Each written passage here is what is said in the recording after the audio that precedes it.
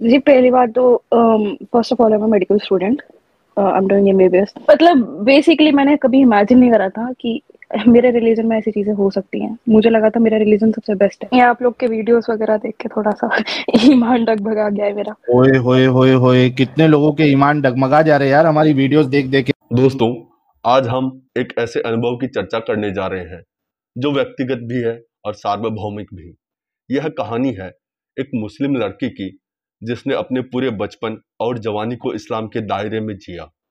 लेकिन यूनिवर्सिटी में एक दिन उसके फ्रेंड ने सवाल पूछा, तुम्हारे धर्म में तो स्लेवरी है। लड़की को बुरा लगा। उसने कहा, ऐसा कुछ नहीं है, मैं बचपन से इस्लाम को जानती आ रही हूँ, सब कुछ अच्छा है। लेकिन बाद में उस फ्रेंड ने कुछ वीडियोज और कुछ रेफरेंसेस दिखाए। जब उस लड़की ने स्वयं यह जानकारी खोजी तो उसे ऐसे संदर्भ, वीडियो और आलोचनाएं मिली जिन्होंने उसके विश्वास की नींव हिला दी। इंटरनेट पर उपलब्ध एक्स मुस्लिम कंटेंट और आलोचनात्मक दृष्टिकोण ने उसके मन में सवाल पैदा किए। धीरे धीरे वह अपने धर्म के साथ अपने रिश्ते को फिर से देखने लगी और अंततः उसने इस्लाम छोड़ने का निर्णय लिया। आज इस विषय पर बात करना जरूरी है, न केवल इसलिए कि यह एक व्यक्ति की यात्रा है, बल्कि इसलिए भी कि यह हमें बताता है कि सवाल, संवाद और सूचना का प्रभाव हमारे विश्वास और पहचान पर कितना गहरा हो सकता है। तो बिना समय गवाए सीधा चलते हैं वीडियो में, और मैं मिलता हूं आप लोगों से वीडियो के लास्ट में। वीडियो को लाइक करें, शेयर करें, और चैनल पर नए हैं तो चैनल को सब्सक्राइब करना ना भूलें। जी हितैषी जी। हेलो। हेलो। जी हितैषी जी।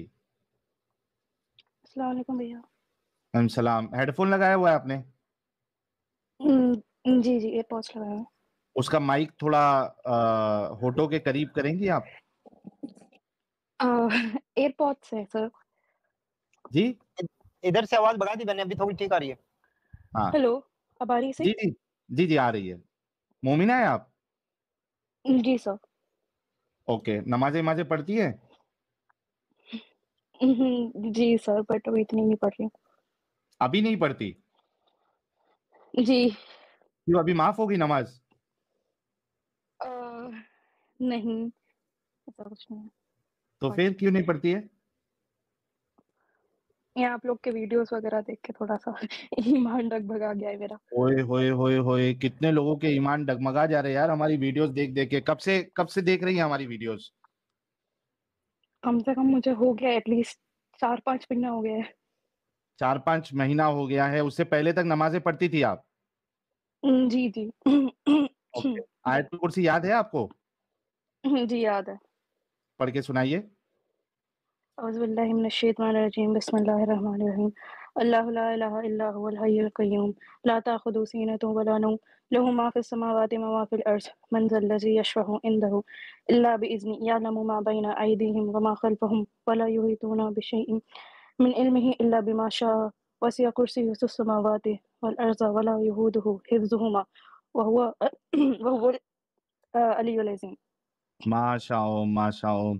तो मतलब पूरे टाइम की आप नमाजें पढ़ती थी पहले? जी, 5 वक़्त प्लस 5 वक्त कभी-कभार की?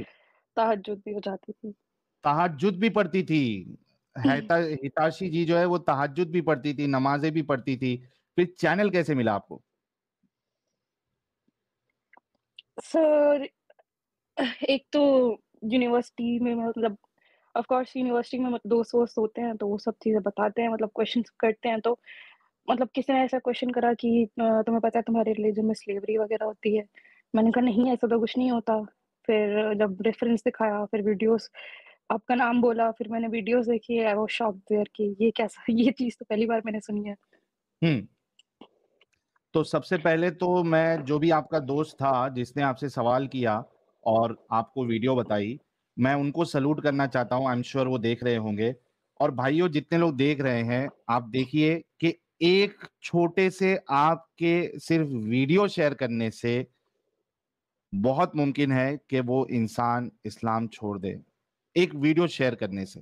इस वजह से आप लोगों से रिक्वेस्ट है, जितना ज्यादा शेयर करोगे वीडियोस, जितने मोमिन हजरात मोमिना वीडियो देखेंगी, उनको गंदगियां पता चलेंगी, वो इस्लाम से बाहर निकलेंगी और निकलेंगे। तो आप सभी लोगों की जिम्मेदारी है कि ये जो इम्पैक्ट आ रहा है, ये इसकी एक बहुत बड़ी वजह वजह जो है वो आप लोग है, क्योंकि आप लोग हमारी बातों को इन तक पहुंचा रहे हैं, मोमिन हजरात तक पहुंचा रहे हैं। तो जब आप 6 महीने से देख रही है हिताशी जी, और आपने नमाज पढ़ना भी छोड़ दिया, क्या क्या चीजें आपको पता चली जो पहले पता नहीं थी? क्या आपने वो रेफरेंसेस चेक किए, और फिर अब क्या मामला है आपका? जी, पहली बात तो first of all I am a medical student, I am doing MBBS. तो पहले तो मेरे को क्वेश्चन आया ऑफ कोर्स जब मैंने अपना मेडिकल का पढ़ाई करा। मतलब कुछ-कुछ चीज़ें मुझे मालूम थी और अपने रिलीजन से रिलेटेड। एंड फिर एक तो औरतों का मतलब मेरे को समझ नहीं आता था कि हर चीज़ औरतों पे बंदिश है, भाई ये नहीं करना, वो नहीं करना। फिर आपकी वीडियो से मुझे हलाला का पता चला, वो सब चीज़ें। एंड मतलब बेसिकली मैंने कभी इमेजिन नहीं करा था कि मेरे रिलीजन में ऐसी चीज़ें हो सकती हैं। मुझे लगा था मेरा रिलीजन सबसे बेस्ट है। हम्म। मतलब कुछ खराबी हो ही नहीं सकती। मतलब इतना बेस्ट है कि सब लोग इतना कन्वर्ट हो रहे हैं जब, मतलब सुनने में आता था कि वीडियोस वगैरह डालते हैं ये लोग, मतलब कि इतना पॉपुलेशन कन्वर्ट हो चुका है, ये वो। अली दवा का वीडियो एंड बहुत से मुफ्ती मैंग एंड मतलब काफ़ी सारे लोग इतनी अच्छी-अच्छी बातें करते हैं, उनके बयान मैं सुनती थी। एंड बट मेरे को कभी ऐसा फ़ील ही नहीं हुआ कि मतलब कुछ ऐसा, मतलब मेरे को तो ऐसा था कि मतलब मैं किसी को कन्वर्ट करा दूँ। मेरा मेरा ऐसा ईमान था उस टाइम पे अच्छा, कि मतलब अगर कुछ। तबलीग का कीड़ा आप में भी था कि सारे लोग जो जो आपसे इनकाउंटर हो, दोस्त लोग, जी, उनको जी, भी जी। आपको इस्लाम कबूल करवाना था? अ, मेरी एक टीचर थी एंड शी आस्क्ड अच्छा, मी अबाउट। आप कुछ बोलने से पहले सिर्फ एक चीज आपको याद दिला दूं कि आप लाइव जी, है, कोई भी ऐसी पर्सनल इंफॉर्मेशन नहीं बताइएगा जिससे आपको बाद में तकलीफ हो। जी, सो जी, be no careful problem. Whatever you are sharing. जी। जी, आपकी टीचर थी। तो मेरी एक टीचर थी and she was very interested in Islam and उन्होंने मेरे से क्वेश्चन पूछे। तो वो मेरे को बोल रही थी कि आप मेरे को या तो कुरान का कोई ट्रांसलेशन वगैरह हो, आप मेरे को वो भेजो, या फिर कोई लेक्चर्स हो जो आप मेरे को रिकमेंड करोगे वो भेजो। और वो मेरे से मतलब आंसर जानना चाह रही थी कि तुम एक्सप्लेन करो कि तुम्हारे रिलीजन में क्या ऐसा अच्छा है और तुमको क्यों अच्छा लगता है, तुम्हें क्यों बिलीव है अल्लाह पे। तो वहाँ पे मेरा थोड़ा-सा मतलब मैं कुछ एक्सप्लेन ही नहीं कर पा रही थी कि मतलब क्या एक्सप्लेन करूँ? मतलब हाँ, मैंने कई चीज़ें कोशिश करी कि अच्छी-अच्छी चीज़ें फिर मैंने शेयर करी चीज़ें। पर वही वाली चीज़ है ना कि या तो आपको बहुत ज़्यादा पता हो अपने रिलीजन के बारे में कि जो आप एक्सप्लेन कर सको, या आप हम्म। बिल्कुल लो लेवल पे आपको कुछ पता ही नहीं है। जैसे कि अभी आए थे, जैसे नमाज़-वमाज़ भी नहीं पढ़ रहे हो, मतलब नमाज़ की आयतें भी नहीं याद है। या आपका लेवल मीडियम हो कि हाँ, आपको आयतें वगैरह आता है, आपको कुरान पढ़ना आता है, लेकिन आपको ट्रांसलेशन उसका नहीं पता है। तो मेरा मिड वाला था कि मैं मीडियम थी, मेरे को कुरान वगैरह पढ़ना आता है, मैं नमाज़ें-वमाज़ें पढ़ती थी, बट मैंने कभी ट्रांसलेट नहीं करा उस चीज़ को। और मैंने सोचा भी था कि मैं इसका ट्रांसलेशन पढ़ूँगी, कि मेरे को वक़्त मिलेगा तो मैं पढ़ूँगी। बट मुझे वक़्त ही नहीं मिला कभी, क्योंकि लाइफ़ बहुत बिज़ी चल रही है मेरी फ़िलहाल। फिर एकदम से आपकी वीडियोज़ मुझे किसी ने रिकमेंड करी एंड मेरे को ट्रांसलेशन दिखी, फिर मैंने इंग्लिश की ट्रांसलेशन खोल के देखी, एक इंग्लिश कुरान थी मेरे पास, तो वो सब चीज़ें मैच कर रही हैं, तो हाय हाय हाय हाय, हकीकत खुल गई। जी। और मतलब मैंने अच्छा ऐसे हिताशी अपनी जी, एक। जी, एक चीज आपसे पूछना चाहता हूँ, फिर आप अपनी बात शेयर करना, बिल्कुल जो भी आपको शेयर जी, जी। मतलब बात अपनी रखनी है। अच्छा, ये चीज लेकिन ये 100% ट्रूथ है ना, ये सत्य है ना कि मोमिन हजरात ने अपना रिलीजन, अपनी किताबें, अपने रसूलुल्लाह का कैरेक्टर कभी खुद से पढ़ा नहीं, हमेशा वो अपने जी, मौलवियों के भरोसे पे रहे, और इस वजह जी। से ये बिना पढ़े, बिना समझे, इन्होंने अपने दिमाग में ये बात बिठा के रखी है कि भाई हमारा कुरान सबसे बेस्ट है, हमारा इस्लाम सबसे बेस्ट है। क्या ये बात सही नहीं है? मेरे अकॉर्डिंग ये बात बिल्कुल सही है। आप भी उसी कैटेगरी में थी ना? जी, जी। अब जी। तक मैं यही सोचती थी कि क्योंकि सब मतलब जब छोटी थी तो बोलते थे नबी, हम बोलते थे सल्लल्लाहु अलैहि वसल्लम। तो मतलब उनके सामने नबी ज़रूर लगाओ, जी लगाओ, ये लगाओ, वो लगाओ। कहा ठीक है चलो ये भी कर लेते हैं। लेकिन कभी ऐसे डिटेल में उनकी हिस्ट्री नहीं पता करी कि थे कौन वो एक्चुअल। बस हाँ, ये पता था कि प्रॉफिट है हमारे हम्म। और वो अच्छा काम करते थे और वो अच्छे थे। उनके ऊपर फिर ये एक बूढ़ी औरत थी, उन्होंने उनके ऊपर कूड़ा वगैरह डाला। अच्छा, ये भी सुना मतलब हुआ था ये बूढ़ी औरत का। जी, जी, ये तो मेन पॉइंट होता है सबका। मतलब ये अ, मेन जिसे मैं कहती हूँ मेन कहानी सबसे आई थिंक ये मोस्ट कॉमन कहानी होगी जितनी मोमेंट्स ने सुनी होगी। हाँ, बूढ़ी औरत जी कूड़ा फेंकती थी। जी, फिर भी उन्होंने उनसे कुछ नहीं कहा और उनका सामान-वामान वो अपने ऊपर मतलब वो उनको अपने कंधे पे बिठा के और उनका सामान साथ में लेके जाते थे, ये सब चीज़ें मैंने सुनी थी। दो अलग अलग और स्टोरी है। जी, जी और फिर एक ये नुपुर शर्मा का वीडियो आया उस टाइम पे कि 9 साल की बच्ची से मैंने कहा ये क्या सब चीज़ है? मेरे को भी बहुत ज़्यादा फ्रस्ट्रेशन हुई उस टाइम पे कि ऐसे कैसे बोल सकती है? ऐसा हम हमारे नबी ऐसा कभी कर ही नहीं सकते, ये वो। मैं भी बहुत ज़्यादा उसमें चली गई कि ये झूठ है, ऐसा हो ही नहीं सकता और फिर मैंने उसकी कोई मतलब जानकारी भी ली ही नहीं। मतलब डिटेल में मैं घुसी ही नहीं उसके उसके क्योंकि बस मुझे एक एग्रेशन था कि हाँ, कि कैसे बोल दिया उसने? क्यों बोला उसने हमारे प्रॉफिट के बारे में? बस ये एक पागलपन था। हम्म। जी। ओके, और अब क्या लगता है? अब तो देखिए सर, पहली बात ये जो 9 साल वाली बात थी अभी भी मैं देखती हूँ जैसे बहुत फॉरेन कंट्रीज़ में जो लोग हैं, जो मुस्लिम्स जैसे फॉर एग्ज़ाम्पल लंदन हो गया।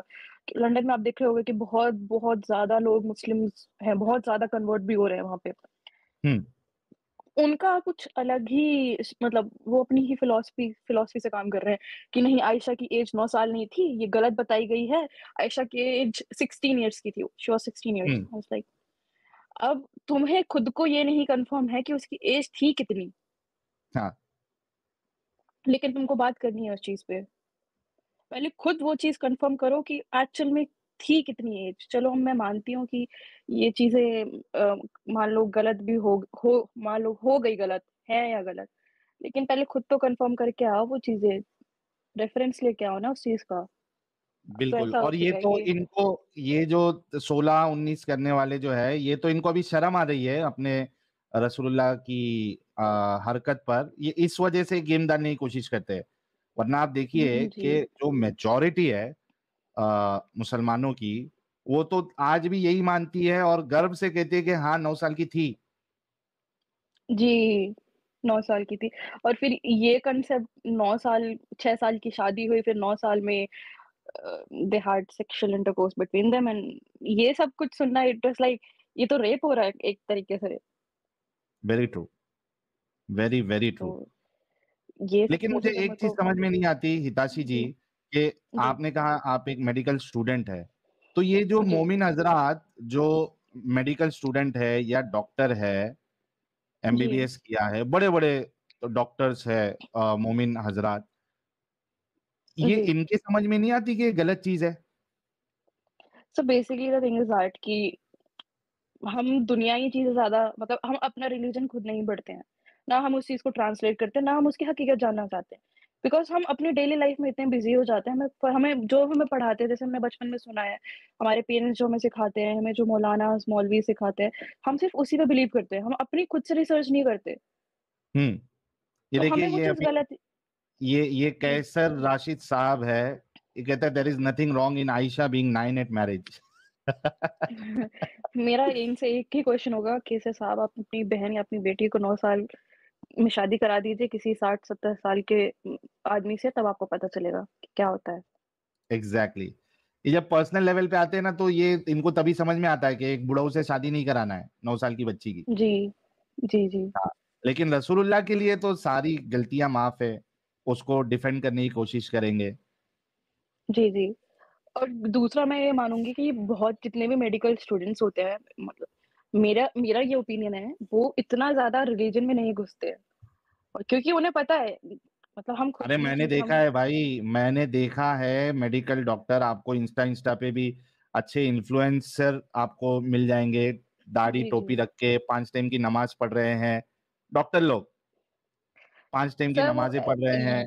उनका इससे बड़ी बेसिकली मुझे बेवकूफी ऐसा क्या लगता होगी? है कि एक हमारे हम एक सब्जेक्ट हमारा एक सब्जेक्ट होता है साइकोलॉजी। हम हम्म। लोग उसके बारे में अभी मेरा वो सब्जेक्ट चल भी रहा है करंटली और हम उसके बारे में पढ़ते हैं कि लोग का कैसा बिहेवियर होता है ये मतलब mental illness this and that तो चीजें समझ आती हैं उस हिसाब से लेकिन बेसिकली हम इतने अंधे होते हैं हमें हमें वो चीज अपने लोगों पे अप्लाई ही नहीं करनी हम ये सोचते हैं कि हम नहीं उन्होंने एज अ एग्जाम्पल ऐसा लिया होगा उन्होंने जैसे रीढ़ की हड्डी की आदमी की रीढ़ की हड्डी से बनती है हम्म। ये लॉजिक पहला तो एक बात बताइए, चलो हम मानते हैं कि चलो ये हो गया कि उन्होंने ऐसे एग्जाम्पल के तौर पे ये चीज बता दी, औरत आधे दिमाग की होती है, अब इसमें कौन सा एग्जाम्पल है? अब इसमें आप हम्म क्या कहेंगे? तो इसमें तो कोई लॉजिक नहीं है ना कि अब औरत आधे दिमाग की होती है लेकिन आदमी पूरा इंटेलिजेंट होता है। दो औरत एक आदमी के बराबर है, हम्म तो ये तो गधों वाली बात हो गई ना। मतलब वो क्या इंसान नहीं है? मैंने ऐसा सुना था, मतलब ऐसे लोग बोलते थे जब हम बचपन में कि मुसलमान पढ़ते नहीं है, मुसलमान ये नहीं करते। मुसलमान पढ़ेंगे कैसे, एक बात बताइए? जब उनको एक ही चीज में बार बार रिपीट होती है उनके साथ वो चीजें कि बस तुम अपना रिलीजन डिफेंड करो, तुम ये करो, तुम बस रिलीजन के अकॉर्डिंग ये करो, रिलीजन में तुम कन्वर्ट करवाओ लोगों को, बस रिलीजन रिलीजन रिलीजन, पूरी जिंदगी तुम्हारे रिलीजन में निकल जाती है। तुम अपने लिए क्या करते हो? तुम अपना स्टैंड कहाँ से लेते हो? तुम ये बताओ। फिर बोलते हो कि हम्म हम पढ़ते नहीं है। क्यों क्यों नहीं पढ़ते? रीजन क्या है नहीं पढ़ने का? क्योंकि दिमागी अपंग होते हैं तुम, क्योंकि तुम एक तरीके से ये होता है कि आपको सच पता है फिर भी आप उस चीज को इग्नोर कर रहे हो, फिर भी आप एक इल्यूजन वाली दुनिया में हो। आपकी खुद की दुनिया बनी पड़ी है, आप हिताशी एक्सेप्ट ही जी, नहीं करना चाहते। जी। बिल्कुल आपकी सही बात है दोस्तों। मुझे ऐसा लग रहा है ये जो दो तीन वर्ड है अपने, ये अब बहुत कयामत तक का जो है ना लोग इस्तेमाल करेंगे, दिमागी अपंग। और और एक एक वर्ड था यार, अभी मेरे दिमाग में आया था, भूल गया। एक तो है दिमागी अपंग, और दूसरा है क्या वर्ड था यार अपना, कोई याद दिलाओ। ये बहुत मुझे लगता है बेस्ट रोल मॉडल, ये दिमागी अपंग और बेस्ट रोल मॉडल जो है ये लगता है। मोमिन हजरात सुन सुन के पागल हो जाएंगे ये। बेचारे, क्या बोलने का यार। तो खैर हिताशी जी, आर यू हैप्पी नाउ कि आपको हकीकत पता चली, आपने अपनी जिंदगी और बर्बाद नहीं की इस नमाज की चक्कर में, तहज्जुद की चक्कर में, रोजों की चक्कर में, आप आगे नहीं पढ़ेंगी? Are you happy now? So वैसे तो आई एम हैप्पी कि मतलब क्योंकि हर छोटी चीज में गुनाह होता था, हर ये नहीं करना वो नहीं करना। बट एक वो ये है, जब आप इतना फॉलो करते हो बचपन से एक चीज को, आपको एक लगाव सा हो जाता है। अब एक बेसिकली आप इमोशनली और मेंटली उस चीज पे डिपेंड रहते हो कि आपको ये लगता है कि चलो कोई नहीं, कम से कम ऊपर वाला तो है। तो इतना झटका लगा मेरे को, इतना मैं थोड़ा डिप्रेशन में चली गई, ये क्या हो रहा है मेरे साथ? तो मुझे समझ भी नहीं आ रहा था कि मैं करूँ तो करूँ क्या। बट अब हम्म ठीक है, नॉर्मल हो रहा है थोड़ा थोड़ा। बट हाँ, वो ये है कि बहुत अजीब वाली फीलिंग आई कि ये हुआ क्या एकदम से, ये कैसे हो गया, क्यों हुआ ये चीज? जी। मतलब अगर एक चीज ये सोचिए, अगर मेरा ईमान कमजोर हो रहा था तो कोई तो ऐसा मुआवजा होना चाहिए था ना मेरे सामने कि हाँ, जिस चीज को देख के मैं बिलीव कर लूं कि हाँ, कि that Allah is true and everything is true. मैं यही सोचती रहती हूँ, अभी भी ये सोचती हूँ कुछ तो ऐसा हो कि मुझे यकीन हो कि हाँ सच में है, बट मुझे आज तक नहीं दिखा। बिल्कुल। और ये देखिए कैसर साहब कह रहे हैं अस्तगफिरुल्लाह, सिस्टर कम बैक टू दीन, there is definitely an after life. ये जो आफ्टर लाइफ का चूरन तुम्हारे दिमागों में जो भर के रखा है ना भाई, यही सबसे बड़ी वजह है तुम लोगों के दिमागी अपंग होने की। वन ऑफ सिस्टर द और मेन रीजन आप लोगों के दिमागी अपंग होने की, आफ्टर नहीं, लाइफ। सिस्टर और बोल रहे हैं, सिस्टर का कहाँ से सिस्टम है इसमें? हाँ, तुम्हारे में सिस्टर का कहाँ से सिस्टम है भाई? तुम मुंह बोली क्या बच्चे की बीवी से तुम शादी कर सकते हो, तो सिस्टर का कहाँ कॉन्सेप्ट है तुम लोग में? और आदमियों को 3-4 शादियां अलाउड है, और आदमियों हाँ, के पास हक भी है कि 3 तलाक दो और दफा करो। औरतों बिल्कुल के पास क्यों नहीं है वो चीज? औरतें इंसान नहीं है? अभी बिल्कुल आपने सुना बिल्कुल। होगा एक आईब्रोज वाला केस चल रहा है जो इंडिया में हाँ हाँ हाँ, कि आईब्रो की वजह से तलाक दे दिया ना उसके शौहर जी, ने, किधर तो गल्फ विल्फ में बैठा है वो। बेसिकली ये रिलीजन को लेके ये नाजायज फायदा उठा रहे हैं, हाँ, सही कहा आपने। तलाक दे रहे हैं। उसकी तो जिंदगी एक तरीके से खराब ही कर दी ना उस आदमी ने। सत्य फरमाया आपने। ये नहीं सोचेंगे, ये सोचेंगे, इनको सोचना ही नहीं, अपनी गलती ही नहीं देखनी है, क्यों देखेंगे गलती वो? बिल्कुल। तो हिताशी जी, बहुत बहुत कॉन्ग्रेचुलेशन आपको कि कम एज में आपको ये हकीकत पता चली, और हम जी, तो थैंक यू सो मच। आपको यही कहेंगे कि जो आपका जो करियर है मेडिकल लाइन में, उसमें खूब आगे बढ़ो, खूब अच्छे से उसको प्रिपेयर करो और इंडिया की बेस्ट डॉक्टर आप बने, जो भी आप स्ट्रीम चूज करना चाहती है उसमें, पीजी वीजी जो भी आप करना चाहती है, थैंक यू सो अपनी मच। जिंदगी को बेहतर बनाए और जो है इस झंझाल में कभी मत पड़िएगा आप। जी, जी, ज़रूर। पर मेरा आपसे हिताशी, एक और हाँ रिक्वेस्ट है। जी जी प्लीज गो जी, अहेड। आप ये जितने भी फॉर एग्ज़ाम्पल ये फॉरेन स्कॉलर्स हैं, जैसे ये अली दावा हो गया, एक और बंदा है, क्या नाम है उसका? मुफ्ती मेंग, मुफ्ती मेंग, इजाज, और एक और है, मोहम्मद इजाज। अरे नहीं, मोहम्मद हिजाब, और एक और है, उसका नाम याद नहीं आ रहा मेरे को। इसकी बड़ी-बड़ी आँखें हैं और मतलब क्या आड़ा नाम है टेढ़ा उसका शक्ल है यार? ना उसकी, हाँ, हाँ, हाँ, हाँ, क्या नाम है आड़ी उसका? भूल गई मैं। अभी अभी वो पूरी दाढ़ी रखना शुरू किया यार, उसका नाम एंटी के वो अपना, यार क्या नाम है यार उसका, वो उसकी आंखें इतनी बड़ी बड़ी, चेहरा उसका कुछ तो भी कैसा तो भी आड़ा टेढ़ा है, अजीब ही लगता हो। नहीं वो है पाकिस्तान का बेसिकली, लेकिन जी, जी। बयानात जो है हाँ, वो वो इंग्लिश में पाकिस्तान का देता है। है। साहिल हाँ अदीम। जी, जी। नहीं नहीं नहीं, साहिल अदीम नहीं, यासिर काजी भी नहीं। मेरी और एडम साहब की एक बार बात हो रही थी, तो मैंने तभी उसका नाम बताया था। नहीं यार, तो वो यूएस में या यूके में किधर है वो। नहीं डैनियल भी नहीं, वजड़ी भी नहीं, उस्मान भी नहीं, वो अलग तरीके से काम करता है, वो है देवबंदी। नोमान अली खान, नोमान अली, हाँ, नौमान अली खान। जी, जी, जी। थैंक यू देवाचा भाई। नोमान अली खान वो भी एक नंबर का जो है ना, वो मेकअप आर्टिस्ट है वो। जी, बुलाइए आप इन लोगों को एक बार कभी लाइव में, उसको उर्दू यार तो आती हमारा है ना? प्लेटफॉर्म तो हमेशा, हिताशी जी हमारा प्लेटफॉर्म तो ओपन है, कभी भी आ सकते हैं। उस्मान फारूक हो, कोई भी हो, खुला है आपके लिए। नोमान अली खान हो, मुफ्ती मेंग हो, आसिम अल हकीम हो, इंजीनियर मिर्जा हो, तारिक मसूद हो, तारिक जमील हो, और वो बरेलवियों के जितने बड़े बड़े जी, हैं, वो एक सलमान और चीज़ अजहरी मेरे को हो। बोलना था। जी ये तारिक जमील, इनके बयान मैं सुनती थी, मैंने सुना इनका बेटे का इंतकाल हो गया, सॉरी फॉर हिम। एक बात बताइए, ये दुनिया को वो देते हैं, बयानात देते हैं, सब चीज़ देते हैं, ये अपनी औलाद के ऊपर ही ध्यान नहीं दिए। जी, एक एक बात बताइए, तारिक जमील इस दुनिया को बयानात देते हैं, अच्छी-अच्छी बातें बताते हैं अपने बयानों में।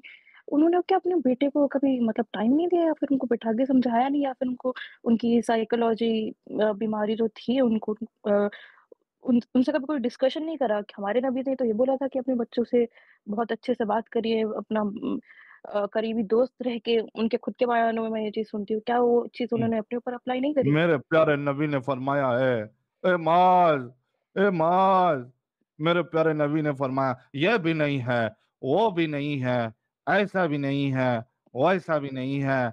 सबसे बुरी बात है जबान का गलत तरीके से इस्तेमाल करना। मेरे प्यारे जी। मोमिन भाइयों, मेरे नबी फरमाते हैं, मेरे नबी फरमाते हैं। तो आपने बिल्कुल सही कहा कि वो अपने बच्चे को कुरान से उसका इलाज नहीं कर पाए, रूहानी इलाज नहीं कर पाए। कि भाई जी। कुरान, आप ये कहते हो कि कुरान में शिफा है, दिलों का जी, मर्ज जी। निकल जाता है, तो वो शिफा अपने बच्चे को क्यों नहीं दे पाए? वो इतने सालों से वो he was having mental disorders, तो ये क्यों कुरान से जो है उसको सही नहीं कर पाए? कलौंजी से क्यों नहीं सही कर पाए? एग्ज़ैक्टली। बहरहाल, और उनका शायद उन्होंने वो गन से मरे हैं ना? हो सकता है उनको हाँ मारा भी गया हो, बिल्कुल, हमने क्या इस पे भरोसा। एडम साहब ने और दीनी भाई ने जी, जी, बिल्कुल, मैंने सुना है पूरा हाँ वो रखा था कि आपका। क्या पॉसिबिलिटीज हो सकती है। जी, एडम साहब का मैंने सुना था कि अगर बंदा मतलब उनके सीने में गोली लगी है, मान लीजिए अगर वो सुसाइड भी करता है, उन्होंने जैसे फिजिक्स अप्लाई करी कि रिकॉइल पावर होती है गन की, वो उसमें इतनी पावर होती है कि आपका हैंड डिसलोकेट होना चाहिए था ना, हम्म। जब वो खुद से मार रहा है और पूरा घूम के। तो ठीक है, बहरहाल जो भी हो, आई होप वो अच्छी जगह गए हों। हाँ, तो वो तो एक्स मुस्लिम ही थे, वैसे हमको ऐसा लग रहा है उनके बेटे, ना वो दाढ़ी रखते थे तो अब ना कुछ करते थे। तो खैर जी, जी, हिताशी जी। जी, बहुत बहुत बहुत अच्छा लगा आपसे बात करके। और हमें ये गर्व है कि एक एक्स मुस्लिम डॉक्टर भी है, यानी डॉक्टर बन रही है। और मैं चाहता हूं कि हर एक्स मुस्लिम लड़की डॉक्टर बने, इंजीनियर बने, और वो पायलट बने, देश की बड़ी बड़ी नेता बने, सब कुछ बने, बड़े बड़े ओहदे पे जाए और हम एक्स मुस्लिम्स के नाम ऊंचे करें। थैंक यू सो मच हिताशी जी, बहुत बहुत शुक्रिया थैंक यू सो जुड़ने के मच। लिए एक और एक्स अपनी मुस्लिम बात आयशा करने भी के आई थी ना, वो भी डॉक्टर थे। और हितांशी जी, आपके अंदर में जी जी अगर तबलीग वाला कीड़ा है तो प्लीज इसको मरने ना दें, जब भी टाइम मिले ज्वाइन किया करें स्ट्रीमों को। जी जी, जरूर जरूर। और अपना थैंक चैनल यू सो खोल ले तो मच। अच्छी बात है, अगर नहीं भी खोल पाए जी तो दूसरे जो सर, एक्स वो मुस्लिम्स तो हैं उनके चैनलों दैट पे आ विल बी जाए। इम्पॉसिबल फॉर मी, क्योंकि मेरी फैमिली बहुत जी जी। They are very religious. मैं वो चीज़ नहीं कर सकती, मेरे पास हाँ नहीं, पढ़ाई थोड़ा में टाइम पहले नहीं ध्यान निकल। दें, और जी टाइम जी मिलता है थोड़ा बहुत तो एक्स मुस्लिम्स की स्ट्रीम ज्वाइन किया करें थोड़ा जी जी फीमेल कंटेंट एक्स के लिए। मुस्लिम्स के जो चैनल है ना हिताशी जी, जी जैसे जी एंजल जी है, रब्बानी जी है, हकूक सीकर है, अपनी एक्स मुस्लिम दीदी जी है, तो है जी ऐसे फीमेल चैनल भी। तो आप अगर थोड़ा बहुत, पढ़ाई अभी बहुत इंपॉर्टेंट है, लेकिन अगर 10-15 मिनट के लिए भी आप अगर उनके साथ जुड़ेंगी तो एक जो टीम बनेगी ना, तो उससे काफी लोगों को एक मोटिवेशन मिलेगा। जी जी, जरूर जरूर। I thank you will so try my much best. जी, थैंक यू बहुत सो मच। शुक्रिया। Bye bye. बाय। दोस्तों, जब कोई अपने विश्वास को छोड़ने का निर्णय लेता है तो यह केवल एक व्यक्तिगत बदलाव नहीं होता, यह उसके पूरे जीवन, रिश्तों और पहचान में हलचल ला देता है। आज का यह समापन उसी यात्रा पर केंद्रित है, एक ऐसी यात्रा जो एक साधारण सवाल से शुरू हुई और पहचान के पुनर्निर्माण तक पहुंची। जब उसने इस्लाम छोड़ा तो पहला असर उसके अपने भीतर महसूस हुआ। बचपन से सीखी गई आदतें, दुआएं, नमाज के समय होने वाली आंतरिक खींच, यह सब अचानक खाली खाली सा लगने लगा। विश्वास छोड़ देना मतलब केवल यह नहीं कि आप कुछ मानना बंद कर दें। इसका मतलब यह है कि आप एक पूरा ढांचा, एक पूरी दुनिया और उसके साथ जुड़ी भावनाओं को छोड़ देते हैं। यूनिवर्सिटी का माहौल जहां सवाल उठे थे, अब एक तरह से उसका सुरक्षित स्थान बन गया। लेकिन घर लौटने पर स्थिति बिल्कुल अलग थी। परिवार को सच्चाई बताना आसान नहीं था। एक ऐसे समाज में जहां केवल धर्म, पूजा पाठ नहीं, बल्कि सामाजिक सम्मान, रिश्तों की मजबूती और सांस्कृतिक पहचान का आधार है, वह किसी का धर्म छोड़ना एक तरह का सामाजिक विद्रोह माना जाता है। मैंने पूजा पाठ और ऐसे शब्द यूज किए जो कि इस्लाम का हिस्सा नहीं है, ये फ्लो में निकल गया। वह जानती थी कि अगर उसने खुलकर अपनी बात रखी तो परिवार में तनाव, शक और शायद संबंध विच्छेद हो सकता है। इसलिए उसने चुप्पी चुनी। लेकिन चुप्पी का मतलब यह नहीं कि संघर्ष खत्म हो गया। अंदर ही अंदर एक नई पहचान बनाने की कोशिश और पुराने ढांचे के अफसोस से जूझना, यही उसकी नई दिनचर्या बन गई। धर्म छोड़ने के बाद अक्सर लोग दो तरह के रास्ते अपनाते हैं। पहला, पूरी तरह से किसी नए विश्वास या विचारधारा को अपनाना। दूसरा, पूरी तरह से स्वतंत्र, यानी किसी भी धार्मिक या व्यवहारिक ढांचे से बाहर रहना। उसने शुरुआत में सोचा कि शायद वह पूरी तरह स्वतंत्र हो पाएगी, लेकिन बचपन से मिले नैतिक मूल्यों और सोचने के तरीकों ने उसे बार बार पकड़ लिया। वह खुद से पूछती, अगर अब मैं किसी धर्म में नहीं हूं तो मैं क्या हूं? मेरा नैतिक आधार क्या है? मेरी पहचान क्या है? यह वही मोड़ था जहां उसने आत्मान्वेषण शुरू किया। उसने पढ़ना शुरू किया, दर्शन शास्त्र, मनोविज्ञान, मानवाधिकार और धर्म के इतिहास पर किताबें। वह समझने लगी कि विश्वास छोड़ना अंत नहीं, यह एक नए सफर की शुरुआत है। लेकिन इस सफर में अकेलापन बहुत बड़ा मुद्दा है। धर्म एक समुदाय देता है, एक परिवार के बाहर परिवार का अनुभव। जब वह समुदाय छूटता है तो इंसान के पास वह सामूहिकता नहीं रह पाती जो पहले थी। उसने ऑनलाइन ऐसे लोगों से जुड़ने की कोशिश की जो समान अनुभव से गुजरे थे। वहां उसे सहारा भी मिला और एहसास भी कि यह प्रक्रिया कितनी सामान्य है, भले ही इस समाज में उसे असामान्य माना जाता हो। यहाँ एक और चुनौती आई, लोगों के ताने, सवाल और आरोप। कई लोग कहते, तुमने यह फैसला फैशन में लिया है, तुम सोशल मीडिया के बहकावे में आ गई हो। इन आरोपों से निपटना आसान नहीं था, लेकिन उसने सीखा कि उसे हर किसी को जवाब देने की जरूरत नहीं। उसका सफर, उसकी वजह और उसका सोच सब व्यक्तिगत है। धीरे धीरे उसने महसूस किया कि सवाल उठाना कोई अपराध नहीं। अगर कोई विश्वास है तो वह सवालों के बावजूद खड़ा रहेगा। अगर वह सच नहीं है तो सवाल उसे उजागर करेंगे। इस समझ ने उसे मजबूत बनाया। आज वह जानती है कि उसका फैसला आसान नहीं था, लेकिन वह उसे पछतावा नहीं मानती। उसके लिए फैसला अपनी अंतरात्मा के प्रति ईमानदार रहने का था, और शायद यही सबसे बड़ी सीख है, अपने आप से ईमानदार रहना, चाहे रास्ता कितना भी मुश्किल न हो। जब वह कहती थी कि मैं अपने आप से ईमानदार हूं, तो यह सुनने में आसान लगता है, लेकिन इस ईमानदारी की कीमत बहुत बड़ी होती है, क्योंकि समाज में ईमानदारी का मतलब अक्सर वही होता है जो बहुसंख्यक लोग मानते हैं। अगर आप उस धारणा से अलग चलते हो तो आपको तुरंत विद्रोही या भटके हुए का टैग मिल जाता है। धर्म छोड़ने के बाद सबसे पहली समस्या थी संबंधों का पुनर्निर्माण। परिवार, रिश्तेदार, बचपन के दोस्त, इन सभी रिश्तों की बुनियाद कहीं ना कहीं साझा धार्मिक पहचान पर टिकी थी। जब वह पहचान हट गई तो एक तरह से इन रिश्तों की बुनियाद भी कमजोर हो गई। इसके साथ ही एक और सवाल उसके सामने आया, जीवन के उद्देश्य का सवाल। धर्म, खासकर आस्थावान जीवन, व्यक्ति को एक स्पष्ट मकसद देता है, ईश्वर की इबादत, नैतिक जीवन, मृत्यु के बाद का इनाम और एक स्थायी सत्य की खोज। जब यह ढांचा टूट जाता है तो इंसान को खुद अपने जीवन का मकसद तय करना पड़ता है। उसने खुद से पूछा, अगर कोई ईश्वर नहीं है तो सही और गलत का आधार क्या है? अगर परलोक नहीं है तो अच्छे कर्म करने की प्रेरणा क्या है? यह सवाल आसान नहीं है, लेकिन उसने धीरे धीरे समझा कि इंसान नैतिक हो सकता है बिना धार्मिक आधार के भी। दया, सहानुभूति और न्याय केवल धार्मिक सिद्धांतों से नहीं आते, वे मानवीय अनुभव और सामूहिक जीवन से उपजते हैं। इस खोज ने उसे नए विचारों की ओर अग्रसर किया। मानवतावाद, आलोचनात्मक सोच और विज्ञान आधारित नैतिकता। वह समझने लगे कि इंसान अपने फैसलों का जिम्मेदार खुद है। कोई किताब, कोई पैगंबर, कोई अदृश्य शक्ति उसके जीवन की दिशा तय नहीं करेगी। यह जिम्मेदारी उसकी है, लेकिन यह आजादी जितनी आकर्षक है उतनी ही डरावनी भी, क्योंकि अगर वह गलती करती है तो दोष किसी पर नहीं डाला जा सकता। अब नहीं यह कहा जा सकता है कि ईश्वर ने चाह न कि किस्मत में लिखा था। अब सब कुछ उसकी अपनी पसंद, उसके अपने निर्णय का नतीजा है। उसके बाद उसने एक और बदलाव महसूस किया, समय और ऊर्जा का पुनर्वितरण। पहले उसकी दिनचर्या धार्मिक गतिविधियों के इर्द गिर्द घूमता था, नमाज, रोजा, धार्मिक अध्ययन। अब इन सब से मुक्त होकर उसके पास समय था, लेकिन खालीपन को भरना भी जरूरी था। इसके लिए उसने नई नई चीजें कोशिश करी। हालांकि यह कहना गलत हुआ कि कभी पुरानी आदतों या भावनाओं को कभी महसूस नहीं की। कभी कभी कोई अजान सुनकर बचपन की यादें ताजा हो जाती है। कभी रमजान में दोस्तों की इफ्तार पार्टियों की तस्वीरों को देखकर हल्की सी उदासी महसूस होती है। लेकिन उसने इन भावनाओं को दबाने के बजाय स्वीकार करना सीखा। यह उसके अतीत का हिस्सा है और अतीत को मिटाना जरूरी नहीं, बस उसके साथ नया रिश्ता बनाना होता है। आखिर में उसने महसूस किया कि धर्म छोड़ना धर्म के खिलाफ होने से ज्यादा अपने लिए सही रास्ता चुनने के बारे में है। यह उसके विश्वास को ठेस पहुंचाने का प्रयास नहीं, बल्कि अपने मन और विवेक की आवाज सुनने का साहस है। आज के वीडियो में इतना ही। आई होप आप लोगों को वीडियो पसंद आया होगा। वीडियो पसंद आया तो वीडियो को लाइक करें, शेयर करें और चैनल को सब्सक्राइब करना ना भूलें। मैं मिलता हूं आप लोगों से अगले वीडियो में। जय हिंद, जय भारत, अपना ख्याल रखें।